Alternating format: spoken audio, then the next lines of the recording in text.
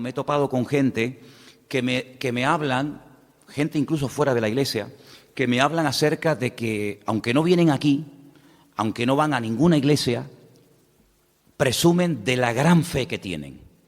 O sea, a veces hablo con algún vecino, con alguna persona de aquí del barrio, y me dice, no, yo no voy a la iglesia por esto, no soy practicante, pero soy creyente y tengo mucha fe en Dios. ¿Conocen ustedes alguna persona así? Alguna persona que te dice, mira, yo la verdad es que yo de iglesia no quiero ni la tuya, ni la mía, ni ninguna, pero soy un creyente, yo tengo mucha fe. Y después me ha pasado que hablando con esas personas que presumen y que alardean de tener una gran fe, cuando les escucho hablar y me cuentan su vida, yo digo, Señor, pues es una vida llena de problemas, de tragedias, de líos, que si el marido, que si la mujer, que si los hijos, que si... Bueno, y yo digo, Dios mío, pero algo tiene que haber cuando una persona dice que tiene fe, se considera creyente, pero la vida no le... como que no le van en la vida las cosas como deberían de irle, ¿no? Entonces, orando al Señor, encontré un pasaje que nos pueda ayudar a todos cuando nos encontramos con alguna persona que nos dice que tiene mucha fe, que se denomina creyente, pero tú sabes que la vida de esa mujer, de ese matrimonio, de esa familia, no es una vida bendecida, no es una vida atractiva en ningún aspecto, sino que es una vida que tú dices, Dios mío, pues si esto es tener fe, vivan los ateos, como dijo el otro, ¿no? Entonces hay un pasaje muy interesante que está ahí en la Biblia y yo lo quiero compartir con ustedes y justamente me he dado cuenta que solo lo que vamos a leer esta noche, solo lo podemos leer en Lucas, capítulo 17. No hay en ninguna otra parte de los evangelios este relato bíblico. Hay otros, pero este no. Solamente en Lucas capítulo 17, a partir del versículo 11, encontramos la historia de una sanidad a distancia. Claro, esto nos tiene que motivar muchísimo a nosotros, porque el Señor no solamente sanaba haciendo actos de presencia o tocando a una persona enferma en un momento determinado, sino que sanaba a distancia, sin necesidad de que el enfermo se acercara a Él o que Él se acercara al enfermo, sin necesidad de tocarlo, sin necesidad de imponerle las manos y bendecirlo, sin necesidad de eso, se producían también en momentos puntuales sanidades y milagros extraordinarios. Lucas 17, versículo 11, nos habla de la historia de 10 hombres que tenían un problema en común. Seguramente eran de diferentes nacionalidades, de diferentes extractos sociales, pero todos tenían un problema en común. Y dice la historia que Jesús iba a Jerusalén y estaba pasando entre Samaria y Galilea. Y al entrar en una aldea le salieron al encuentro 10 hombres leprosos, los cuales se pararon de lejos y alzaron la voz diciendo, Jesús, Maestro, ten misericordia de nosotros. Cuando él los vio, les dijo, id, mostraos a los sacerdotes. Y aconteció que mientras iban, fueron limpiados. Entonces uno de ellos, viendo que había sido sanado, volvió glorificando a Dios a gran voz. Versículo 16. Se postró rostro en tierra a sus pies, dándole gracias, y este era samaritano. Respondiendo Jesús le dijo, ¿no son 10 los que fueron limpiados, y los 9, dónde están? No hubo quien volviese y diese gloria a Dios, sino este extranjero. Y le dijo, levántate, vete, tu fe te ha salvado. ¿Cuántos dicen amén? Vamos a orar un momentito y pedir que el Señor nos ayude a extraer verdades que contiene este pasaje, lecciones que pueden ser aplicadas a nuestro diario vivir y que podamos salir de aquí con las ideas claras y podamos salir de este lugar esta tarde dándole gloria a Dios. Señor, te damos muchas gracias por este privilegio, esta nueva oportunidad que nos brindas de estar aquí reunidos. Te pedimos, Señor, de una forma especial que ahora que vamos a escudriñar tu palabra, tú ilumines nuestro corazón, nuestra mente, nuestro entendimiento, para que podamos, Señor, disfrutar del estudio de tus sagradas escrituras y podamos aprender los principios que nos van a ayudar a vivir vidas victoriosas, vidas bendecidas y que podamos caminar según el diseño, según el propósito tuyo en nuestra vida. Bendícenos y dirígenos en este tiempo de estudio de tu palabra, Señor. Te lo pedimos unánimemente en esta tarde, en el nombre bendito de Jesús. Amén y amén. Nadie puede dudar de que estos 10 hombres tenían fe. Nadie puede dudar de eso. Los leprosos no podían vivir en comunidad. Según la ley, los leprosos, puesto que tenían una enfermedad contagiosa, tenían que dejar, en el caso de que estuvieran casados, sus esposas, sus hijos, sus maridos, en el caso de que fueran mujeres, tenían que dejar sus negocios, sus propiedades y marcharse a lugares lejanos donde no habitara nadie, puesto que, como acabo de decir, la lepra es una enfermedad tremendamente contagiosa y destructiva. Eran personas evidentemente sin ninguna esperanza. Ellos sabían que con el tiempo no iban a ir a mejor, sino al contrario, iban a terminar muriendo de aquella terrible enfermedad.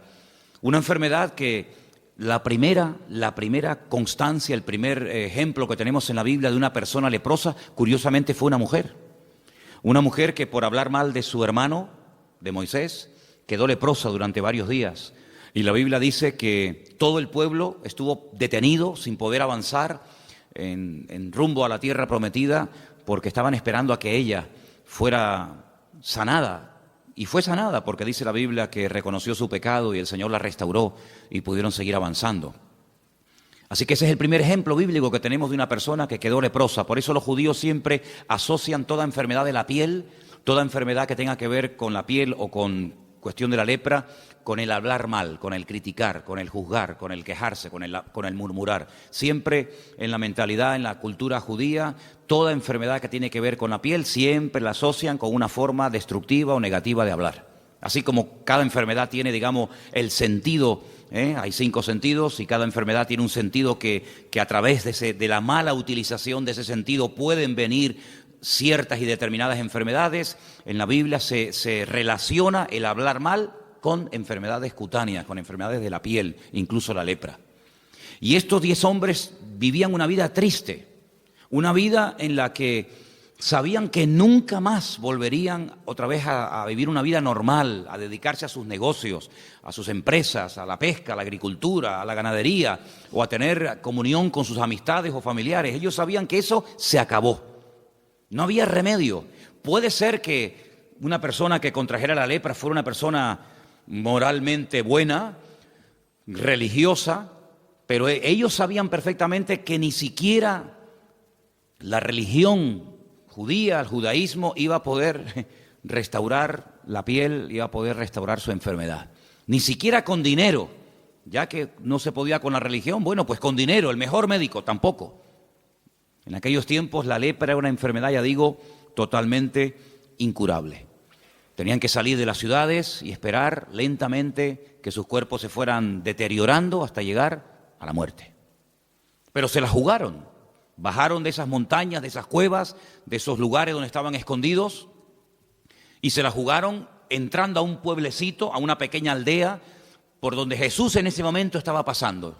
Probablemente ellos tenían información o lo habían seguido de lejos y sabían que en aquel lugar podían acercarse a él y pedirle clemencia, pedirle misericordia, un milagro. Y dice la Biblia que esta gente bajó de ese lugar donde se encontraban y de lejos se pararon y le dijeron al Señor: Jesús, Maestro, ten misericordia de nosotros. Ahora, lo curioso de este milagro es que vemos gente que tiene fe, gente que claman correctamente al Señor, con humildad. Gente que se juega la vida. Si los encontraban allí, los podían matar a pedradas, porque nadie iba a correr el riesgo de contraer la enfermedad por culpa de estos leprosos que se habían escapado del lugar donde tenían que estar viviendo. Demostraron valor, demostraron una fe tremenda en el Señor. Pero hay un ingrediente en este milagro que es el que a mí me ha llamado poderosamente la atención, porque ejemplos de fe tenemos miles en la Biblia. Pero ¿de qué sirve tener una fe tremenda en el Señor si luego no somos creyentes obedientes? ¿De qué sirve tener una fe y las ideas claras en cuanto a la existencia de Dios, en cuanto a la inspiración de las Escrituras, en cuanto al cielo, en cuanto al infierno, en cuanto a la obra de Cristo, su muerte, su resurrección, su segunda venida? Si todo eso lo sabemos y lo tenemos claro, pero luego nuestra vida no es una vida caracterizada por la obediencia, ¿de qué sirve? ¿De qué nos sirve? Encontramos en la Biblia muchas personas que creían en Dios.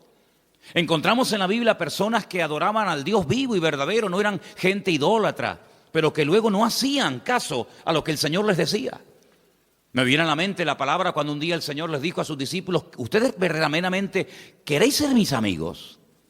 Pues si ustedes quieren ser mis amigos, yo les voy a decir el único requisito que yo le pido a los que quieren tener amistad conmigo: guardad y cumplid mis mandamientos.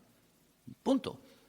Y Juan escribe años más tarde en una de sus cartas y dice que los mandamientos del Señor no tienen que ser gravosos, es decir, no nos tiene que costar una barbaridad cumplirlos, porque si le amamos, pues para nosotros debería ser un deleite cumplir con sus mandamientos y no ser una pesada carga que parece que aquello más que una bendición es una penitencia, es un castigo. Entonces vemos en estos hombres que sí, tenían mucha fe, pero hay un momento en el que el Señor les dice que hagan algo fuera de toda lógica. Volvamos otra vez al texto. Cuando ellos alzan la voz en el versículo 13 y piden al Maestro, piden al Señor misericordia, dice que el Señor les dice: id y mostraos a los sacerdotes. Ahora, esto de la lepra es algo muy amplio, nos faltaría mucho tiempo para estudiar en detalle cuáles eran los síntomas, por qué un sacerdote, que eran los que examinaban a la gente del pueblo, tomaba la decisión y declaraba: tienes que irte del pueblo. La Biblia nos detalla qué color, qué tamaño tenían las llagas, las heridas, qué síntomas presentaban, y en el supuesto caso, porque la ley también hablaba de que en el supuesto caso de que esta enfermedad remitiera y quedaran sanados, pues había todo un ritual enorme, que ya me acuerdo que un día lo compartí aquí en la iglesia, de todo lo que tenía que hacer un hombre o una mujer cuando supuestamente se creía y se le declaraba sano. Entraba en un periodo de cuarentena, tenía que cortarse todos los pelos de su cuerpo, las cejas, la barba, el bigote, las pestañas, y todo eso tiene una razón de ser. Tenía que hacer una serie de sacrificios, en fin, un ritual muy interesante, pero vamos, que no viene al cuento ahora. Pero lo que sí quiero destacar es que eran los sacerdotes del pueblo de Israel los que te declaraban enfermo o los que te declaraban sano. Si te declaraban enfermo, amigo, tienes que irte inmediatamente. No puedes posponer esto para el año que viene, porque cuanto más tiempo tardemos en tomar, peor nos puede ir a todos. En el supuesto caso de que ellos te declararan sano, tenías que entrar en un periodo de tratamiento y confirmar efectivamente que aquello había sido un auténtico milagro. Ahora, si notamos el pasaje, lo hemos leído ya detenidamente, notamos que cuando el Señor le dice a los leprosos: id y mostraos a los sacerdotes, les está dando una orden. Pero ellos no han sido sanados. Ellos no han visto sus manos, sus heridas, sus cicatrices, y han visto que automáticamente han desaparecido. Y bueno, pues tenemos que ir, lógicamente, porque tú dices que has sido sanado, pero el que te tiene que declarar sano son los sacerdotes. No es que mañana te vas otra vez a vivir a la casa con tu mujer o con tus hijos, sino que tienes que pasar previamente por la consulta del sacerdote. Y cuando uno ha sido sanado o cree que ha sido sanado, el ir al sacerdote pues es lógico, pero es que ellos no han sido sanados. Cuando ellos reciben la orden de id y mostraos a los sacerdotes, es un acto de obediencia. Ya la fe la han demostrado, por eso han bajado de la montaña, por eso han clamado al Señor, por eso han ido al Señor y no han ido a otra persona. Todo lo han hecho bien, pero ahora viene el momento de demostrar que ustedes no solamente son gente de fe, sino que son gente obediente. Y cuando se asocia, cuando se mezcla, se junta la fe y la obediencia, amigo, cualquier cosa es posible. El milagro no se produjo instantáneo, como otros tantos, sino dice, mientras iban, fueron sanados. Es decir, cada paso que daban los iba acercando más al cambio, los iba acercando más al milagro. En nuestra vida ha habido cambios que se han producido radicalmente, ¿sí o no? Algunos sí, en unos más, en otros menos. Pero en nuestra vida ha habido cosas que las hemos dejado radicalmente, de la noche a la mañana. Pero todos estamos en un proceso, todos, absolutamente. Yo creo que tenemos que aprender mucho todavía. Tenemos que aprender a orar mejor. No somos una iglesia fuerte en oración. Sí, oramos, Pues no somos una iglesia fuerte en oración. Sí, alabamos, cantamos al Señor, pero aquí hay mucha gente todavía que no sabe adorar a Dios. Y eso es evidente. Y tenemos que por lo menos reconocerlo. Para poder crecer y aprender hay que reconocer. Si no, no somos una iglesia misionera, no tenemos obreros que hayan salido, matrimonios, jóvenes, gente que haya salido de esta iglesia para otros países a abrir campos de misioneros. No somos una iglesia misionera. No somos una iglesia rica económicamente hablando. Somos una iglesia que vamos ahí dependiendo del Señor el día a día, ¿verdad? Hay muchas cosas que tenemos que aprender. Hay muchos caminos que tenemos que recorrer. Pero en ese camino se va creciendo no solamente con fe, sino con obediencia. Porque si esta gente tenía mucha fe, pero se hubieran planteado, se hubieran mirado a las caras y hubieran dicho, oye, ¿y para qué vamos a ir a Jerusalén? ¿Para qué vamos a hacer este largo viaje? Pero si es que no ha pasado nada. Mírate las manos, mírate la cara, mírate el cuerpo, mírame yo cómo estoy, si aquí no ha pasado nada. Esto es un disparate, esto es una locura, ir a Jerusalén a mostrarnos a los sacerdotes, ¿a qué? Pero en ningún momento encuentras peros. Y una vez prediqué aquí, no sé si ustedes se acordarán, un mensaje que se llamaba los peros que hay en la Biblia, que hay un montón. Has trabajado, has sufrido, has probado, a los que se dicen ser apóstoles, a las habéis hallado mentirosos, pero tengo contra ti que has dejado tu primer amor. Hay un montón de peros en la Biblia, pero en esta historia ni uno. En esta historia no encuentras a uno solo, de los días a uno que dijera, oye, esto es un disparate, Esto no será un emocionalismo, ir a mostrarnos a los sacerdotes, pero vamos a esperar primeramente cambiar, vamos a esperar primeramente ver cambios significativos y entonces vamos a Jerusalén. Pero ir sin ver cambios me parece un disparate. ¿Sabes que en la vida hay creyentes que actúan así? Vamos primeramente a ver y luego vamos a actuar. Y el Señor Jesucristo una vez dijo una palabra muy interesante cuando Él dijo, bienaventurados los que creyeron sin necesidad de haber visto previamente. Por lo tanto, en nuestra vida no solamente tenemos que potenciar y utilizar la fe. La fe es un ingrediente y un elemento indispensable, hasta el punto que el Señor dice, sin fe, ya lo sabéis, lo que dice el texto, es imposible agradar a Dios. Pero no nos olvidemos de que mejor que ciertos y determinados sacrificios, mejor que ciertas y determinadas acciones, pues dice el Señor, mejor que todo eso es la obediencia. Porque cuando nosotros estudiamos en su día la vida del primer rey de Israel, de Saúl, Saúl era un creyente, Saúl no era un ateo, Saúl era creyente. Y hay momentos puntuales en los que él va a pedir consejo del profeta Samuel. Y hay momentos en los que hasta se le ve profetizando. Pasó por una persona espiritual, no lo era, pero en ese momento... Bueno, pero sin embargo, la característica fundamental de Saúl es que era un desobediente. Cuando el Señor le da la orden de ir y exterminar a Amalek, de no dejar nada, para llevárselo al pueblo, y cuando al día siguiente va Samuel y le dice, oye, pero no te dije yo que no tenías que traer ni ovejas, ni bueyes, ni nada, ¿esto qué es? Y le echa la culpa a los demás, no, es que el pueblo lo perdonó. No, el pueblo y tú lo has perdonado. Porque si el pueblo en un momento determinado cogió cosas y tú ves que las han cogido, pues para eso estás tú, para decir, no, hoy no se puede coger nada. Pero tú lo has consentido, por lo tanto eres copartícipe de la desobediencia del pueblo. Luego, viendo que por ahí no le van bien las cosas, cambia y entonces lo que dicen, bueno, es que hemos perdonado, el pueblo ha perdonado lo mejor del rebaño para presentarlo en sacrificio al Señor. Y es cuando el profeta Samuel le dice, pero mira, qué sacrificio, pero si lo que tú has hecho no tiene justificación alguna. Es decir, tú puedes presentar 20.000 sacrificios, pero sigues siendo un desobediente. Y mejor que los sacrificios es obedecer al Señor. Y vemos que es una persona que tenía un potencial tremendo, pero echó a perder su vida porque era un desobediente, no porque era un ateo, era un creyente, pero un creyente desobediente.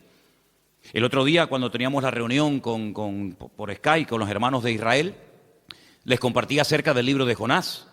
Sí, era un profeta de Dios, un profeta verdadero. Hombre, tan verdadero era que el Señor lo llama para que vaya a una ciudad a predicar la palabra, pero se niega, no quiere ir. Va al lado contrario. ¿Por qué? Porque es un profeta desobediente. Luego, incluso una persona puede estar en el ministerio, llamarse pastor, apóstol, profeta o lo que sea, y ser en el fondo un desobediente. Incluso hasta vimos en el libro que se enfada con el Señor cuando la ciudad se convierte. Y el Señor, lógicamente, cuando ve que se han convertido y se han arrepentido de corazón, pues los perdona. Y entonces salta Jonás y dice, ve, yo lo sabía. Yo lo sabía que tú eres un Dios misericordioso y clemente, lento para la ira, grande en misericordia, y yo sabía que los ibas a perdonar. Y está diciendo en otras palabras, es que yo quería que los condenaras. Yo no quería que se arrepintieran y tú los perdonaras. Entonces, ¿pero qué tipo de profeta es ese? ¿Qué tipo de predicador es ese que se convierte en una ciudad entera y se enfada? Entonces, ¿qué es lo que tú querías? Pues que le viniera el palo encima. Y me llamaba la atención que cuando el Señor confronta a Pedro, en aquella conversación que tiene con él en el mar de Galilea, y le dice: Pedro, ¿tú me amas? Y le dice: sí, Señor, tú sabes que yo te amo. Y muchas veces cuando hablamos de este encuentro, de este momento de restauración, pues decimos lo que acabo de decir yo ahora. Pero es que realmente no dijo eso exactamente el Señor, sino que le dice: Pedro, hijo de Jonás. Y ahí nos damos cuenta de que el padre de Pedro se llamaba Jonás. Y lo menciona 3 veces. La primera vez que vemos que Pedro, o que el Señor menciona el nombre del padre de Pedro, como diciendo que eres hijo de Jonás. Y Jonás, sabéis que en vuestra cultura y en vuestra historia bíblica, pasó a la historia como el profeta rebelde, como el profeta desobediente, como el profeta que prefirió que lo tiraran por la borda y morir ahogado antes de reconocer que estaba haciendo su voluntad y que se estaba rebelando en contra del Señor. Y que se enfada con el Señor cuando la gente cambia de vida y se convierte. Hijo de Jonás, que tú estás actuando con el espíritu de Jonás. Y cada vez que en nuestra vida hay un acto de rebeldía, cada vez que en nuestra vida, pues claro, negar la fe sería un disparate, sería una apostasía el negar la fe. Eso no lo vamos a hacer, Dios nos libre. Pero desobedecer es mucho más fácil que ser un apóstata. Porque ¿cómo voy a apostatar de la fe? ¿Cómo voy a negar a Cristo que me salvó y me redimió con su sangre? ¿Cómo voy a apostatar de la salvación? Es una cosa impensable. Pero ¿y cuántas veces hemos desobedecido, hermanos? Parece como que no le damos tanta importancia. Sí, el apóstata, oh, madre mía, negó al Señor, traicionó al Señor, vendió al Señor. Y eso lo elevamos a la máxima potencia. Pero es que hay algo peor. Y es ser un creyente desobediente. Y dice el Señor que para Él eso es algo tremendamente, es terrible. Y el Señor no permitió bajo ningún concepto que este hombre siguiera en el trono por ser un desobediente. Luego, lo que para nosotros a lo mejor no es tan grave, para el Señor es gravísimo. ¿Te das cuenta? Y también lo que para nosotros puede ser algo terrible, pues el Señor a lo mejor no le da tanta importancia como tú y yo le damos en alguna ocasión. Así que en este pasaje vemos esa combinación extraordinaria: fe y obediencia. Y mientras iban, dice la Biblia, que fueron sanados. Sanados a la distancia, sanados progresivamente. Y algo muy importante que se da aquí. Y es que de los 10, solamente uno, vamos a leerlo otra vez, solamente uno volvió al Señor. Entonces uno de ellos, versículo 15, viendo que había sido sanado, volvió glorificando a Dios a gran voz. Se postró, rostro en tierra a sus pies, dándole gracias, y este era samaritano. Del que menos esperaba, al final fue el que les dio un ejemplo a todos los demás. Jesús entonces le dice: ¿no son 10 los que fueron limpiados? ¿Te das cuenta cómo el Señor esperaba que vinieran los 10? ¿Y los 9 dónde están? ¿No hubo quien volviese y diese gloria a Dios, sino este extranjero? Y le dijo: levántate, vete, tu fe te ha salvado. Qué tremendo, ¿no? Cuando recibimos contestación a una oración, cuando pedimos que el Señor nos guarde en un viaje y regresamos del viaje, o cuando le pedimos al Señor que nos guarde en la carretera y nos guardó, o cuando le pedimos al Señor que nos supliera aquella necesidad, o que se abriera aquella puerta, o que nos llamara aquella persona, o que ocurriera tal circunstancia, después nos paramos y decimos: oye, se lo pedimos al Señor, pero no le hemos dado gracias. Creo que les conté que este verano, cuando estuvimos de vacaciones en la península, fuimos un día, Elena y yo, a Portugal, y allí perdí el móvil. En la frontera entre España y Portugal hay un pueblo donde hay unas murallas muy bonitas y está siempre lleno de gente. van muchísimos turistas a pasear y hay muchos restaurantes y la gente va a comprar cosas. Y allí se me perdió el móvil. Y bueno, cuando me di cuenta que había perdido el móvil con todos mis datos y los teléfonos y todo, pues uno dice, Señor, ¿y qué hago? Allí oramos una oración tremenda. Y el teléfono apareció, ¿sabes? Volvimos otra vez a Portugal, volvimos otra vez, y entrando por ese pueblecito donde estaba lleno de gente, pues resulta que un chico me llama a lo lejos y creo que oyó algo de la conversación de que estaba buscando un móvil y me localizó y me lo entregó. Y fue un milagro, fue un milagro. Pero después nos tuvimos que parar y decir, con la misma intensidad con la que te clamamos y te pedimos que nos ayudaras en este problema, con la misma intensidad tenemos que dar gracias al Señor. Lo que no puede ser es que pataleemos, lloremos, nos tiremos al suelo, gritemos, nos revolquemos, pidamos todo tipo de misericordia y todo tipo de verdad, de gestos y de palabras, y luego a la hora de recibir la respuesta seamos incapaces de decir gracias, Señor, porque aquello se resolvió porque tú interveniste, porque tu nombre fue glorificado y tenemos que ser personas agradecidas.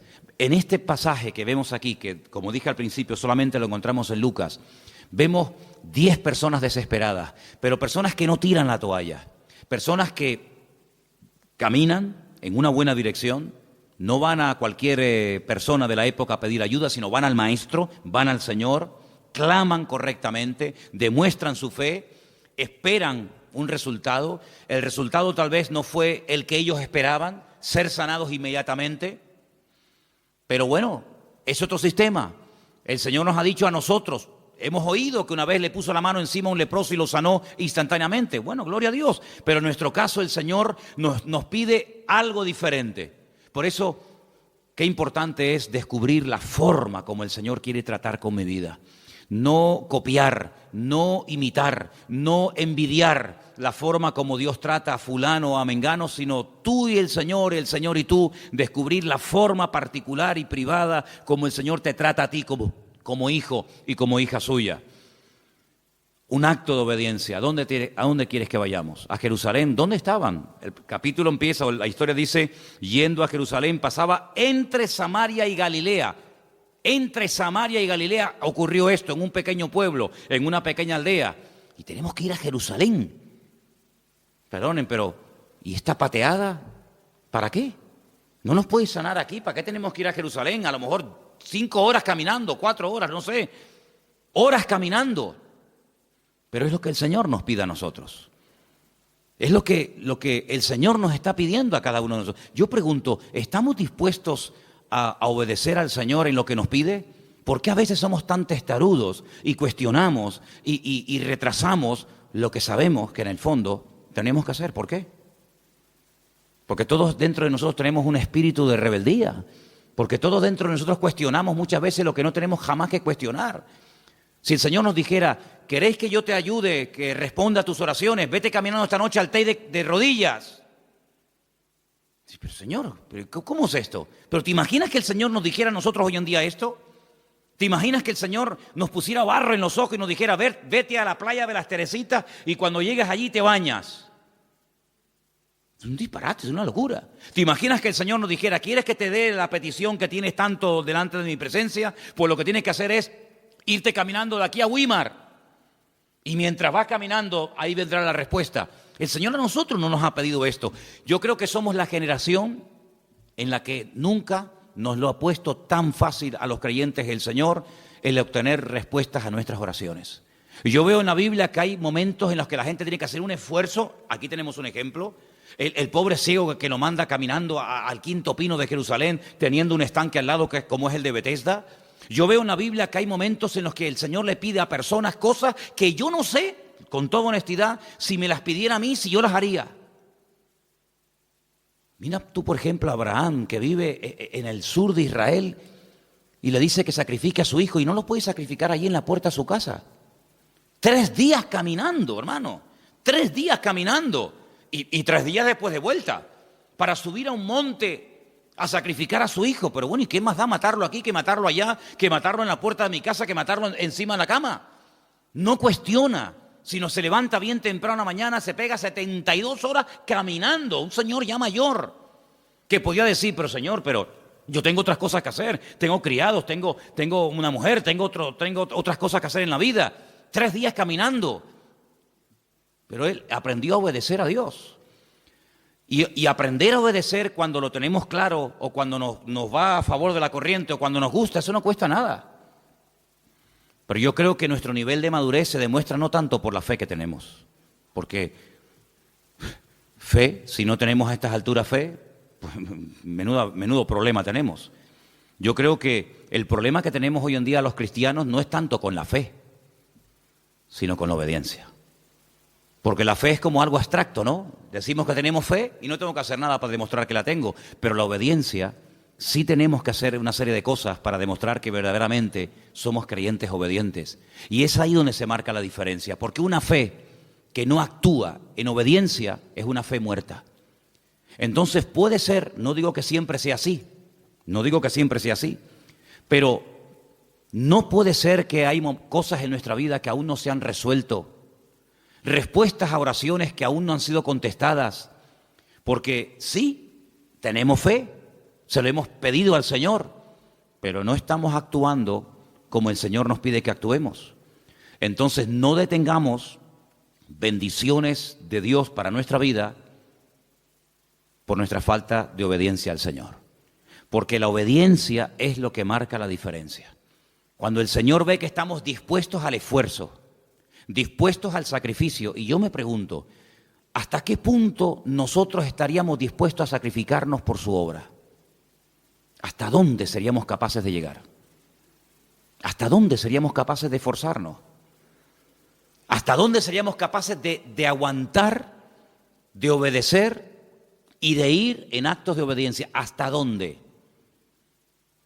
Cada uno de nosotros evidentemente es un mundo, no hay dos iguales, eso está más claro que el agua. Esto es como los hijos, puede tener 20 y los 20 son diferentes. En las ovejas pasa lo mismo, en las iglesias pasa lo mismo. No hay dos creyentes iguales, no hay dos creyentes, aunque lleven toda la vida en la misma iglesia, con el mismo pastor, en la escuela dominical, en los jóvenes, pero no hay dos creyentes iguales. ¿Hasta qué punto nosotros estaríamos hoy dispuestos a esforzarnos y a sacrificarnos por la obra del Señor? ¿Hasta qué punto? Bueno, pues es ahí donde yo creo que tenemos que madurar. Porque si yo les pregunto, hermano, ¿ustedes tienen fe? ¿Qué responderían ustedes? Sería bueno que me respondieran. ¿Qué tal está el tema de la fe? ¿Verdad que no hay problema? Claro, ¿quién va a tener problemas con la fe? Además, ¿quién sabe cuánta tienes o cuánta no tienes? Y eso es una cosa que solamente ve el Señor. Pero ¿y la obediencia? Hermano, que mañana hay que venir a pintar a la iglesia. Ay, amigo, ¿y por qué tengo que ir yo? Hermano, mire que mañana hay que hacer tal cosa. Mire, hermano, que tenemos que echar una mano para tirar esto para adelante. Mire, hermano, que tenemos... Ay, amigo, es que es ahí, es que la fe y el cantar, gloria a Dios, y cada uno con la suya, y no pasa nada. Pero es en los actos, es en las acciones, es en el esfuerzo. Y quiero solamente terminar diciendo algo. Cuando el apóstol Pablo dejó de pastorear la iglesia de Éfeso, que ya sé que era complicada, una iglesia muy grande, una iglesia, fíjate tú lo que te voy a decir ahora. El día de la despedida, después de 2 años de arduo trabajo en la iglesia de Éfeso, dice Pablo algo así tremendo. Imagínate si yo lo dijera hoy, imagínate. Hermano, yo sé que después de mi partida entrarán en este rebaño, en esta congregación, lobos rapaces que no perdonarán al rebaño. Bueno, se entiende, no está pastor, no está Pablo, seguramente algunos aprovecharán el vacío para meterse, no, pero espérate, es que hay más.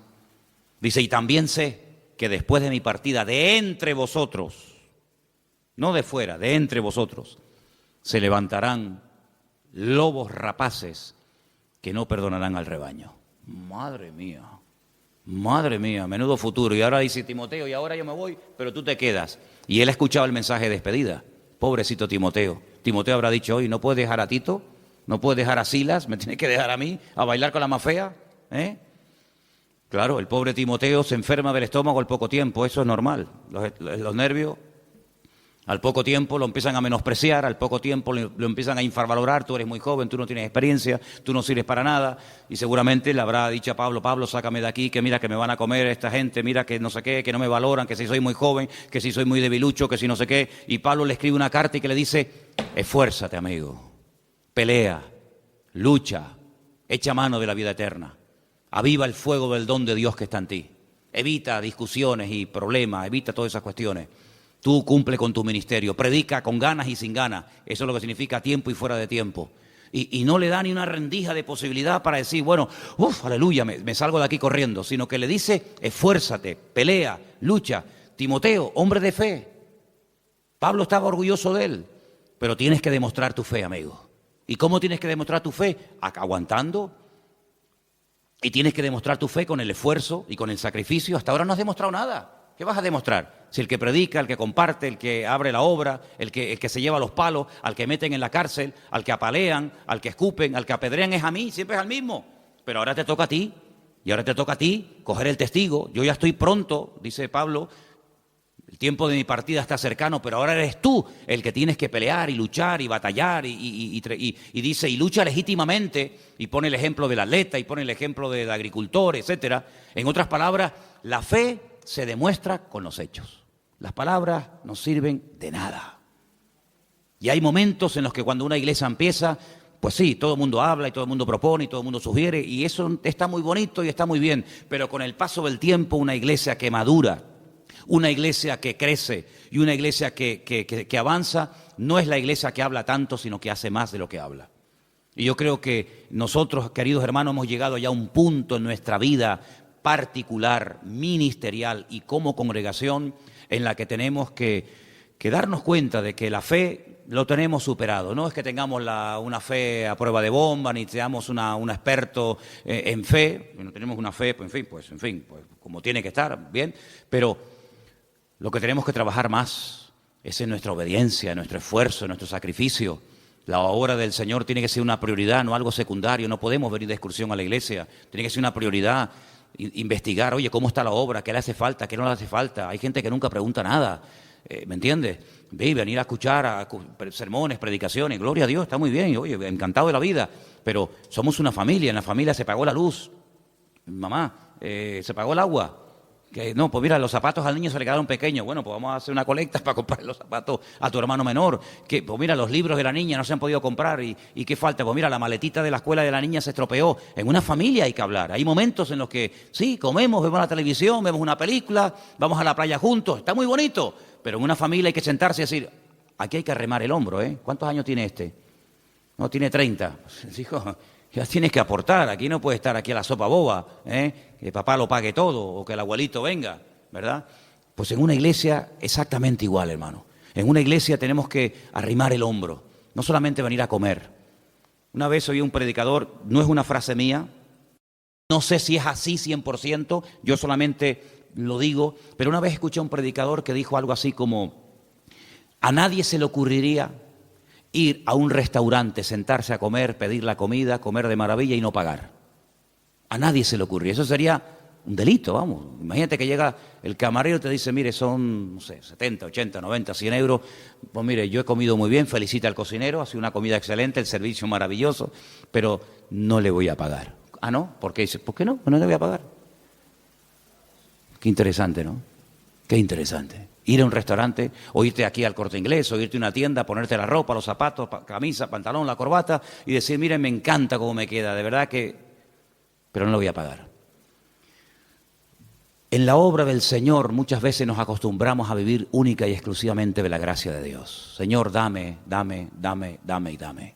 Y no es que nosotros tengamos que pagarle al Señor, ¿qué le voy a pagar yo al Señor? Pero sí tenemos que partir de la base de que el Señor ha puesto bajo nuestra responsabilidad su obra aquí en la tierra. Cuando el apóstol Pedro le dijo 3 veces, Señor, tú sabes que yo te amo. Muy bien.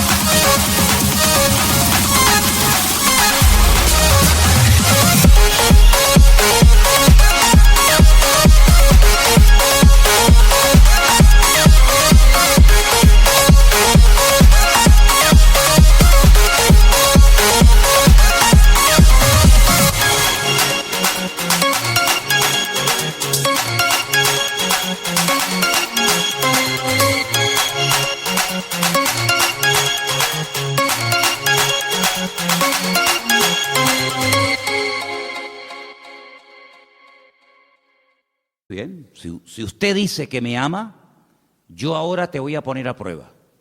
Apacienta mis corderos, apacienta mis ovejas, atiende a mis rebaños. Si me amas, ahora tienes que demostrarlo. Decirlo no cuesta nada.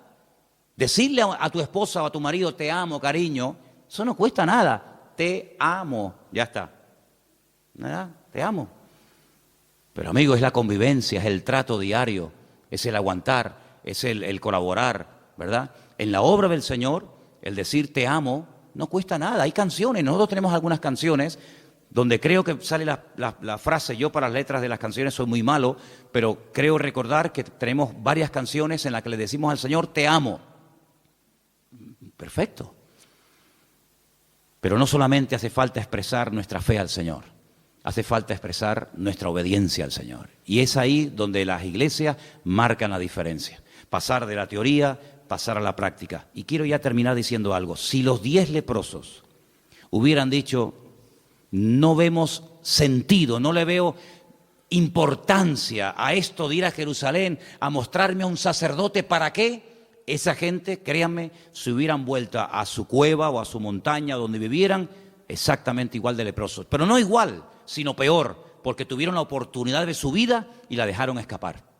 Yo creo que como creyentes se nos presentarán, no digo todos los días, sería tal vez una exageración por mi parte, pero yo creo que de vez en cuando a lo largo de la vida, del camino, se nos presentan oportunidades.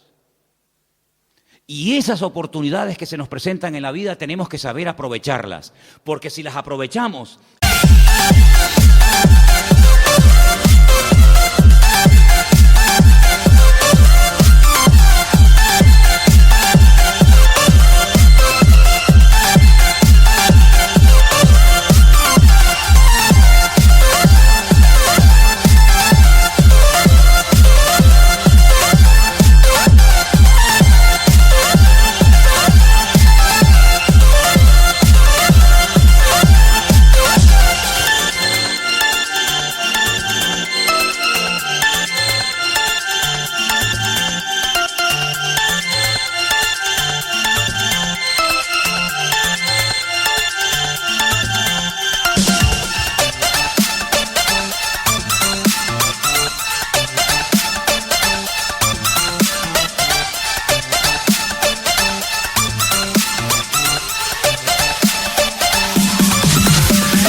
actuamos con fe y con obediencia, yo creo que el Señor nos bendecirá y el Señor nos va a sorprender y se abrirán nuevos campos y nuevas puertas que de otra manera permanecerán cerradas durante mucho tiempo. Por lo tanto, vamos a echar mano de la fe, amén, hermanos, pero vamos también a obedecer al Señor en todo cuanto Él nos pida. Oportunidad que se nos presente para hacer algo, para lo que sea, vamos a arrimar el hombro, vamos a decirle, Señor, te amo, pero cuenta conmigo. Señor, tengo fe en ti, pero también te obedezco. Porque ¿de qué sirve tener mucha fe si después nuestra vida no es una vida de obediencia y de acatar 100% la palabra del Señor? ¿Estamos de acuerdo, hermanos? ¿Estamos de acuerdo? ¿Lo ves así? ¿Lo ves así o no? ¿Haz lo que discrepar? ¿Lo ves así? ¿Que la obediencia y la fe y la obediencia tienen que ir juntos? No puede ir uno por un lado y otro por otro. Si los logramos juntar, estamos en ello, estamos aprendiendo. Pero si logramos juntar la fe y la obediencia, bendito sea Dios, esto va a ser una maravilla para nuestra vida siempre, ¿vale? Entonces, los que son padres y madres aquí, ¿verdad? Que ya hay unos cuantos. ¿Los niños nacen aprendidos y la vida los echa a perder? ¿O la vida o los niños nacen sin aprender y somos nosotros los que tenemos que enseñarles? ¿Cómo es la cosa? Es al revés, ¿no? ¿Qué tenemos que enseñarle a un niño? ¿A obedecer o a desobedecer? ¿Por qué no se le enseña a un niño a desobedecer? Porque ya lo sabe. Ya te aseguro, y cuando seas padre o madre vas a decir, oye, es increíble. No hay que enseñarle a desobedecer. Ya lo saben hacer. Hay que enseñarle a obedecer. Bueno, pues como recién nacidos en Cristo, como hijos del Señor, el Señor no nos tiene que enseñar a desobedecer. Ya sabemos hacerlo. Y muy bien. Lo que nos tiene que enseñar el Señor a nosotros es a obedecer su palabra. Vamos a orar en esta tarde. Ahí donde estás, cierra un momentito tus ojos y vamos a pedirle al Señor que nos ayude como estos 10 leprosos a depositar nuestra fe en Él, cosa que gracias al Señor lo tenemos claro, pero también a obedecerle. Y habrá momentos en la vida en los que el Señor nos pondrá a prueba, no tanto en la fe, sino en la obediencia. ¿Qué vamos a hacer con lo que sabemos que tenemos que hacer?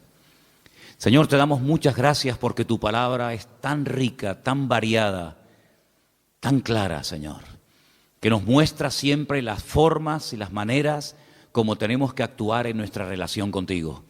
Gracias porque la fe que tenemos tú nos la diste, es un don, es un regalo que tú le has dado al ser humano.